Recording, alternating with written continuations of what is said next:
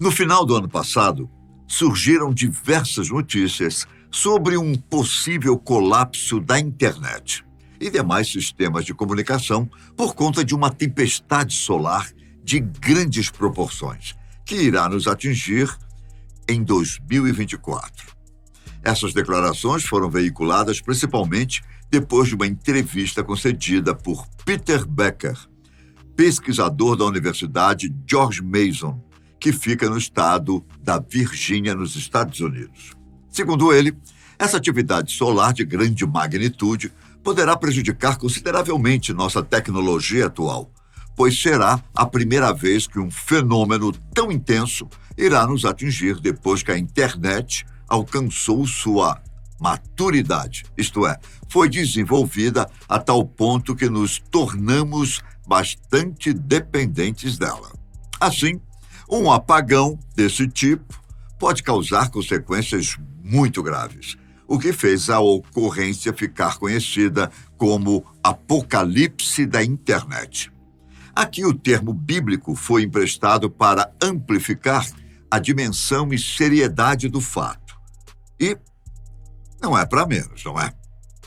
O que antes era apenas uma rede mundial de computadores, agora está em praticamente todos os âmbitos de nossas vidas, e é a internet que controla a distribuição de recursos vitais, como a água e a energia, que está à frente dos sistemas de satélite e GPS, do controle de tráfego terrestre, aéreo e marítimo, que administra sistemas financeiros, educacionais e de saúde, além de ser nossa principal ferramenta de comunicação, trabalho e entretenimento. Sendo assim, não há como subestimar os reais impactos que algo desse tipo pode trazer para a nossa sociedade. Aliás, o caos que poderá ser gerado tem potencial para alcançar dimensões devastadoras que até hoje só foram vistas nas mais emblemáticas obras distópicas e de ficção científica. Por isso, muitas pessoas começaram a vincular a incidência desse fenômeno à segunda vinda de Jesus Cristo. Jesus disse aos seus discípulos que o seu retorno seria triunfal, mas também devastador. Ele honrará aqueles que o aguardaram com justiça, mas os que não guardaram seus preceitos sofrerão as consequências dos seus atos. Este é o juízo final, o último julgamento, do qual ninguém poderá escapar, nem mesmo aqueles que partiram antes dessa hora chegar. Será que podemos associar essas tempestades solares aos conselhos deixados por Cristo nas Sagradas Escrituras?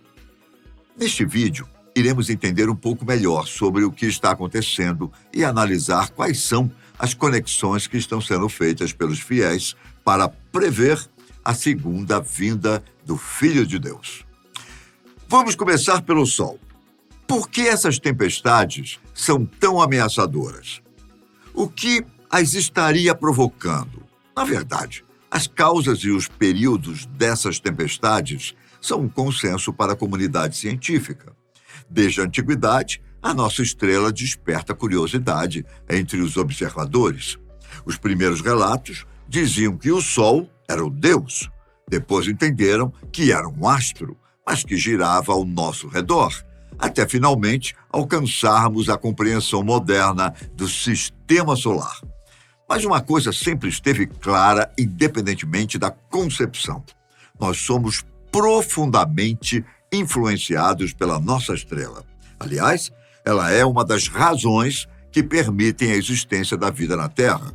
E, nesse sentido, podemos entendê-la como parte da criação divina.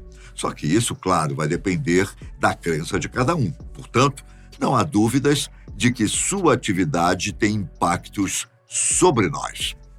É justamente por isso que, ao longo da história, vários pesquisadores se interessaram, observaram e produziram conhecimentos sobre o Sol. Assim, em 1600, os astrônomos já sabiam que nossa estrela é repleta de manchas, pontos mais escuros que se destacam na superfície brilhante da coroa solar. Eles são essenciais para entendermos o que está acontecendo atualmente e tem a ver com o magnetismo. O campo magnético da Terra é produzido através da movimentação dos íons de ferro contidos em nosso núcleo em relação ao movimento do planeta que gira em torno do Sol e do seu próprio eixo. Parece complicado, mas é só pensarmos que existe um movimento sendo feito na parte interior e outro na parte exterior do planeta, e que a interação entre os dois produz nosso campo magnético. Ele é organizado e tem dois polos principais, um norte e outro sul. Mas no Sol, as coisas são um pouco diferentes. Para começar, seu núcleo não possui um movimento organizado, pois ele funciona como uma usina nuclear que transforma átomos de hidrogênio em hélio, devido à alta pressão existente no seu interior. Assim, ao invés de formar dois polos distintos em sua superfície, nossa estrela possui diversos polos que se entrelaçam por meio de linhas magnéticas. Essas linhas são carregadas eletromagneticamente e vão de um ponto ao outro, produzindo algo como um mini campo magnético. Quando essas linhas se entrelaçam e se acumulam em determinada região, elas formam uma zona relativamente mais fria, que pode ser distinguida por ser mais escura. Essas são as manchas solares. Como dissemos, os astrônomos já conseguiam observar essas faixas lá em 1600, mas ainda não podiam entender ao certo como elas se formavam, como se comportavam e quais eram suas consequências. A primeira pista só foi descoberta mais de 200 anos depois, em 1843, quando as observações do astrônomo amador alemão Samuel Heinrich Schwab apontaram que as manchas solares variavam em ciclos de maior e menor atividade a cada 10 ou 11 anos. Isso foi confirmado pelo astrônomo e historiador suíço Rudolf Wolff, que analisou todos os registros disponíveis na época e iniciou uma contagem a partir de 1755, obedecendo esse ano como um marco do ciclo 1. A partir disso, diversas relações foram estabelecidas e fenômenos que antes pareciam inexplicáveis puderam ser justificados por anomalias ou ciclos de atividade do Sol. Por exemplo, houve um período de baixas temperaturas entre o início do século XIV até meados do século XIX, que ficou conhecido como Pequena Idade do Gelo. Nesse intervalo, foram observadas temperaturas muito baixas, com avanço de nevascas e aumento de geleiras nos Alpes europeus, Nova Zelândia, Alasca, sul dos Andes e outras regiões. Estudos demonstraram que esse período coincidiu com atividades solares mínimas registradas entre 1645 e 1715, e mais tarde no final do século XVIII e início do século XIX, o que permitiu que nosso planeta ficasse ligeiramente mais frio do que o normal. Mas se isso é verdade para a baixa, também será para a alta atividade solar. Concorda ou não? Então, é exatamente isso que acontece, mas talvez não da forma que estamos acostumados a pensar. Geralmente, concluímos que a alta atividade solar irá elevar as temperaturas do nosso planeta. E, de fato, podemos observar algumas alterações neste sentido. No entanto, essa não é a principal consequência e nem se compara com o calor produzido pela emissão de gases do efeito estufa pela humanidade. Um período de maior atividade solar produz erupções e tempestades, assim como iremos testemunhar nos próximos meses. Mas você sabe exatamente o que é uma erupção ou explosão solar? Elas estão diretamente relacionadas com as manchas solares que falamos há pouco. Essas zonas escuras são formadas pelo emaranhado de linhas magnéticas. Acontece que nos períodos de maior atividade, mais e mais manchas são formadas, que se acumulam, ficando maiores e geram bastante pressão na camada externa do Sol. Isto acontece até que uma dessas linhas se rompe, como uma corda que não consegue suportar o peso de um objeto. Com o rompimento da linha magnética, uma grande quantidade de partículas do Sol é ejetada para o espaço, carregando elétrons e radiação em forma de ondas eletromagnéticas. Isso é o que conhecemos como erupções solares. Então, a próxima tempestade solar chegará varrendo tudo que vê pela frente? Bom, não é bem assim. Lembra que falamos sobre o campo magnético da Terra? Ele é nossa principal proteção contra eventos deste tipo. Mas ainda assim é possível sentir as consequências em grandes explosões.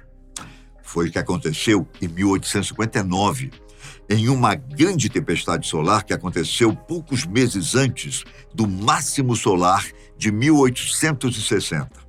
Vários astrônomos ao redor do mundo estavam espantados com o crescente número de manchas solares que cresciam na superfície de nossa estrela.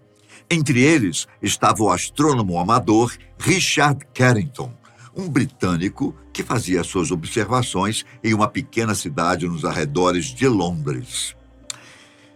No primeiro dia de setembro daquele ano, enquanto usava seu telescópio e desenhava as manchas para catalogá-las, Carrington foi arrebatado por um forte flash de luz vindo de nossa estrela. Não se sabe ao certo, mas a maioria das fontes diz que o fenômeno durou apenas 5 minutos, porém, foi uma das maiores erupções solares já catalogadas por nós até então. Atualmente, temos noção de que explosões de menor magnitude podem levar dias para chegar até a Terra, pois é preciso percorrer os 150 milhões de quilômetros que nos separa de nossa estrela. No entanto, como foi algo atípico e intenso, estima-se que a massa coronal do Sol chegou até nós em apenas 17 horas durante aquele evento. Foi por isso que no dia seguinte a Terra foi arrebatada por uma tempestade geomagnética sem precedentes. Vários sistemas elétricos entraram em pane, como os telégrafos, e auroras boreais comuns nos polos foram vistas no México e nas ilhas do Caribe, regiões tipicamente tropicais. Carrington foi o primeiro a relacionar as observações que havia feito com os impactos sentidos por aqui. Por isso, o fenômeno foi batizado com seu nome.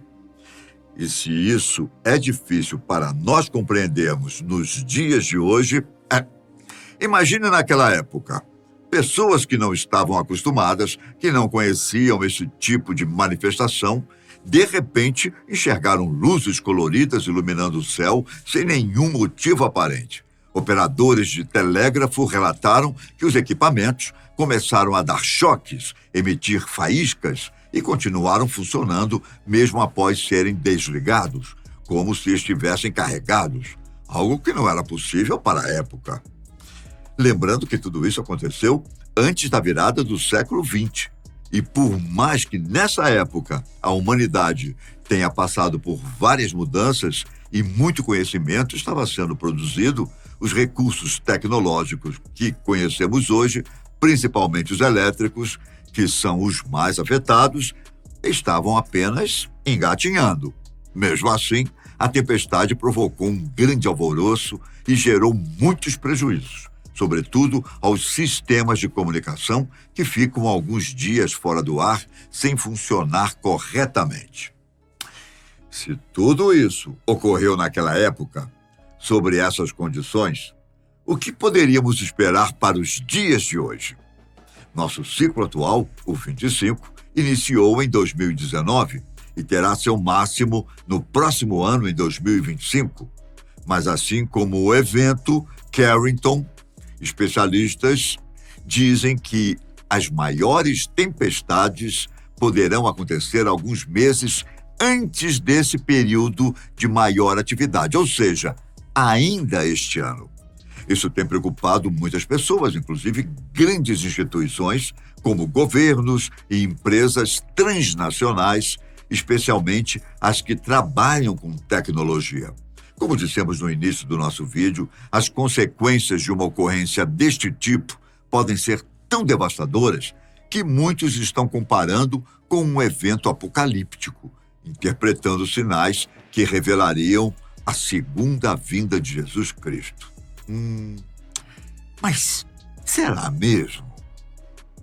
O principal argumento usado por quem acredita em uma possível conexão entre estes acontecimentos e os eventos bíblicos está no Evangelho de Mateus, capítulo 24, versículos de 29 a 31, que diz o seguinte: logo depois da tribulação daqueles dias, o sol vai ficar escuro, a lua não brilhará mais, as estrelas cairão do céu e os poderes do espaço ficarão abalados.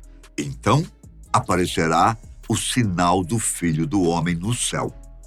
Todas as tribos da terra baterão no peito e verão o Filho do Homem vindo sobre as nuvens do céu com poder e grande glória.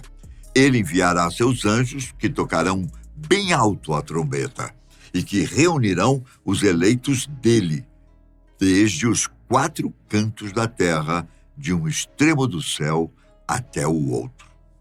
Esta passagem foi retirada de um contexto em que Jesus prega aos seus discípulos enquanto estava no Monte das Oliveiras. Ela é parte da resposta de Cristo aos que perguntam sobre sua segunda vinda. Provavelmente ela foi eleita por fazer uma pequena menção ao sol, mas não há nada que possa ser relacionado de maneira segura, nem nas pesquisas científicas, nem nas sagradas escrituras. A Bíblia fala de uma escuridão absoluta do sol e da lua, além da queda das estrelas, coisas que não se assemelham aos fenômenos que vimos aqui. Outra possibilidade que podemos analisar diz respeito à magnitude das consequências geradas por uma grande tempestade solar nos dias de hoje. De fato, é possível que os estragos sejam grandes, sobretudo porque os instrumentos mais afetados são os que mais utilizamos atualmente, como a internet, por exemplo. Estudos feitos por agências de pesquisa atmosféricas e ambientais dos Estados Unidos e Reino Unido estimam que os prejuízos de um evento Carrington, na atualidade, podem chegar a 2,6 trilhões de dólares, levando em conta apenas o país norte-americano.